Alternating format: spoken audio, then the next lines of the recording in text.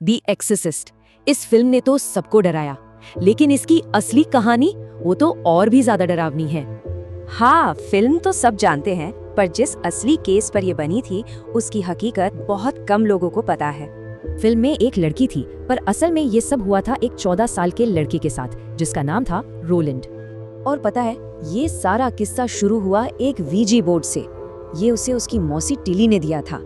मौसी के अचानक गुजर जाने के बाद रोलैंड ने उसी बोर्ड से उनसे बात करने की सोची, और बस यहीं से शुरू हो गया असली खौफ।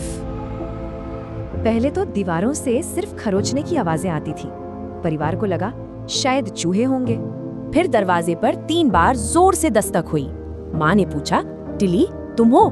जवाब में फिर 3 दस्तकें। असली दहशत तो तब शुरू हुई जब रोलैंड का बिस्तर जोर जोर से हिलने लगा। ये कोई मजाक नहीं था। एक पादरी ने तो अपनी आंखों से देखा, एक कुर्सी अजीब तरह से गोल घूमी और रोलैंड को जमीन पर फेंक दिया। हालत तेजी से बिगड़ने लगी।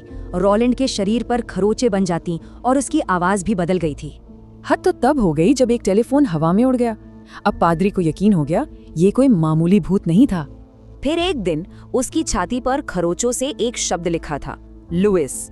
इसे इशारा समझकर परिवार सेंट लुइस चला गया। लेकिन ये उस शैतानी ताकत की चाल थी। सेंट लुइस पहुंचते ही खौफ और बढ़ गया। अब शुरू हुआ एक्सोर्सिज्म का वो खतरनाक सिलसिला जो 1 महीने से ज्यादा चला। हर पवित्र चीज का उस पर उल्टा असर हो रहा था। क्रूस हो या पवित्र जल, वो और भी हिंसक हो जाता था।